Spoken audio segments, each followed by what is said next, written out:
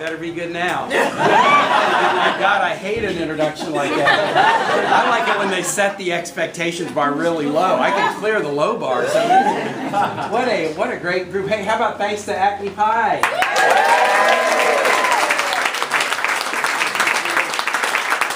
And you can see what a great group of legislators we have, and Arlington officials and former Arlington officials. It is a kind of hall of fame here, Alfonso, for you.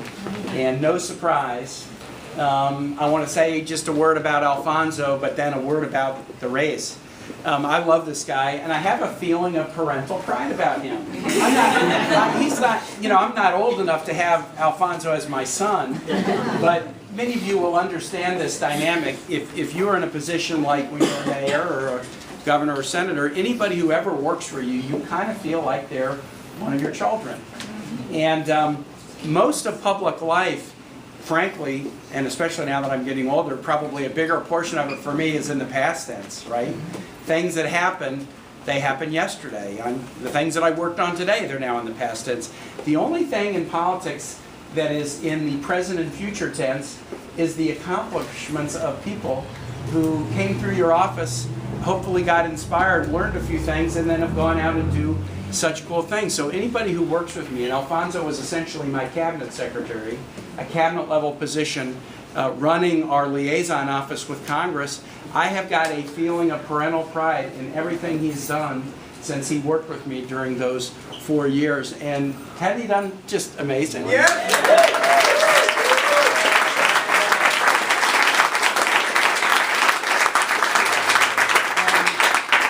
This great group of legislators who are all colleagues, brothers and sisters in arms, who have done some amazing things beginning in 2017, well really beginning much before then when they were in a tiny minority and having to keep the hope alive, the little flicker.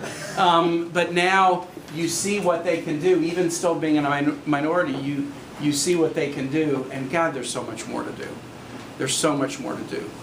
Mike and Elizabeth talked a little bit about some of the remaining challenges on environmental issues and the DREAM Act and gun violence and education.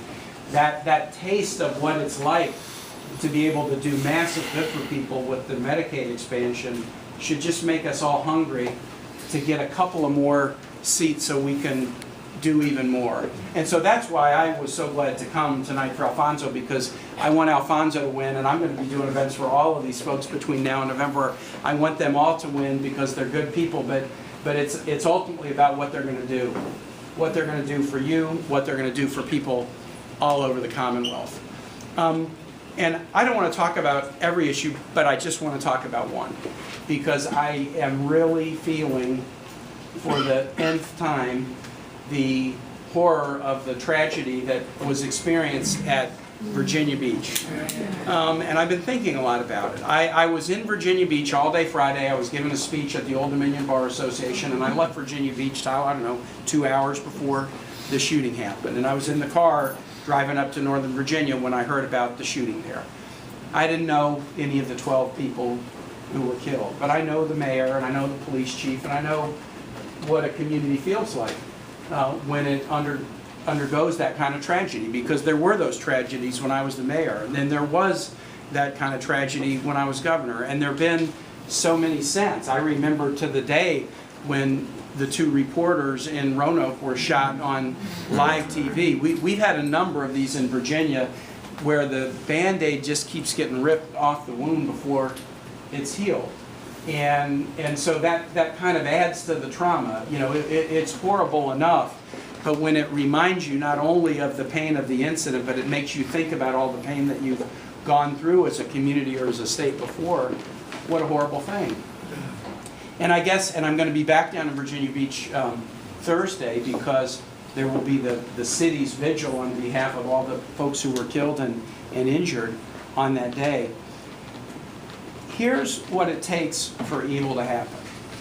We obviously, our thoughts and prayers go out to victims, as they should.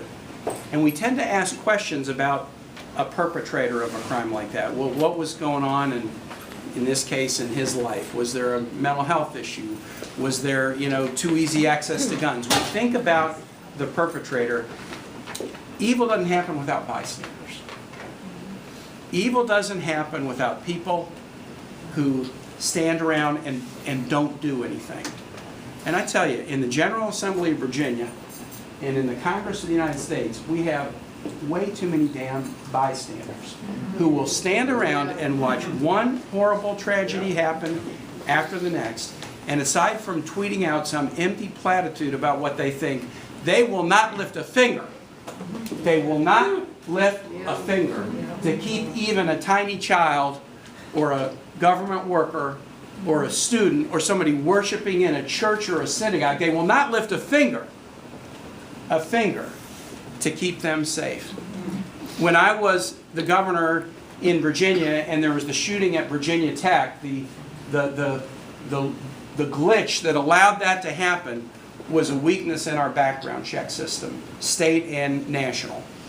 I could fix a piece of it by an executive order and work together with many of these guys, and we did. But what I really needed to do was I needed a legislature that was willing, in the aftermath of then the worst shooting tragedy in the history of the United States, I needed a legislature that was willing to pass a comprehensive background check bill in Virginia, similar to those that exist in other states.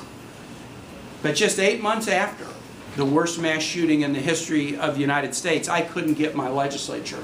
I couldn't get a committee in my legislature, then dominated by Republicans, to allow a bill to come to the floor so that we could fix the background check system. This year, I think I'm right about this, I saw Adam Evan earlier. Adam had a bill this year that would have limited high-capacity magazines, right? So so many of these shooting tragedies, the carnage is so high because of the high-capacity magazines. And often the tragedies stop when somebody is changing out a magazine, and that enables the police to get in and stop them. So that if you can reduce the high-capacity magazines, you can reduce carnage. You definitely can do it. Adam Evan had a bill this year to limit these magazines to no more than 10. It was high-capacity magazines that led to the carnage in Virginia Beach on Friday. Adam had that bill, and as Alfonso said, it's in a committee at 6:30 in the morning, and they do what they call, they PBI it, pass it by indefinitely. They don't even have the guts.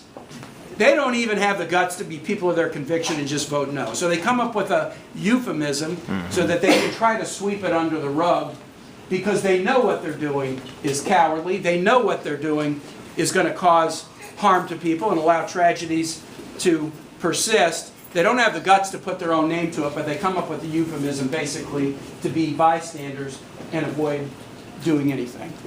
And that happens again and again and again, and we could give that same scenario about protection for dreamers or protection for the environment or a whole series of other issues, but the one that's on my heart right now is people being bystanders when they could take a simple action and cast a vote and save people's lives, and they won't. Well, and if you get me started on Congress on this issue, I'm going to be even madder.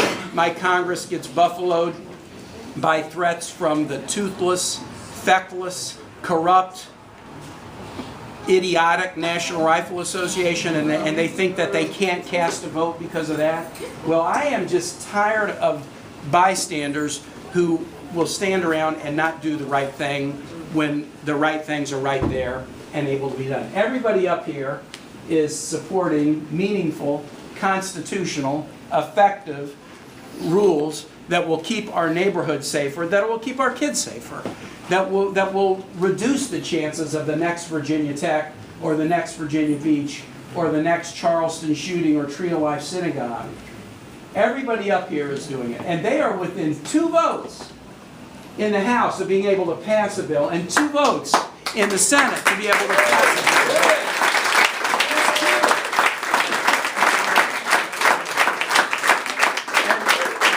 And if they pass those bills, this governor will sign those bills. He's made it plain over and over again when he was campaigning. He can't wait for the day that a bill like that would be at his desk. 2 votes to have better gun rules. 2 votes away from automatic re-enfranchisement of Virginians, a legislature that will vote for a constitutional amendment that will not deprive people of their voting rights for the rest of their life. 2 votes for protection of dreamers, 2 votes for better support for teacher salaries. They are within 2 votes in the House and 2 votes in the Senate.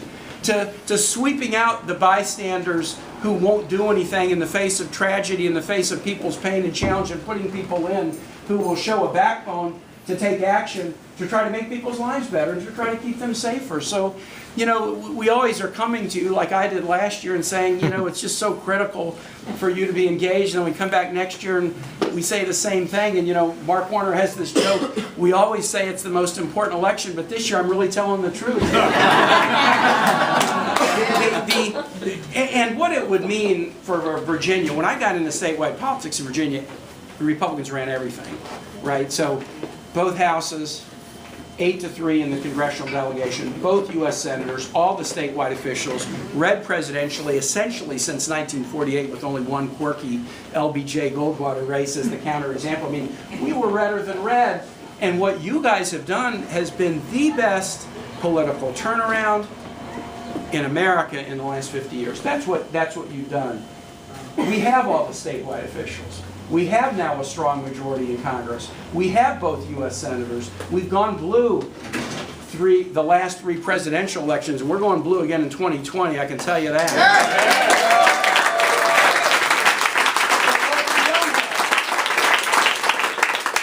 What we don't have a General Assembly that is a match for the population of Virginia, for the values of Virginians, for the hopes and aspirations of Virginians. We don't have a General Assembly that will protect Virginians, that will put their well-being first, and we're right on the cusp of doing it. And so, you know, Alfonso said to me he's got to do everything possible between now and next Tuesday. I voted this morning in Richmond. All right. Do everything you can between now and next Tuesday to get him over the hump. And then he says as immediately as that happens, that he's turning his attention, just like everybody is, to help each other, help win seats all over Virginia. Let's stop tolerating the bystanders who won't act to do what's right for people, and put in the doers who will do what's right for people.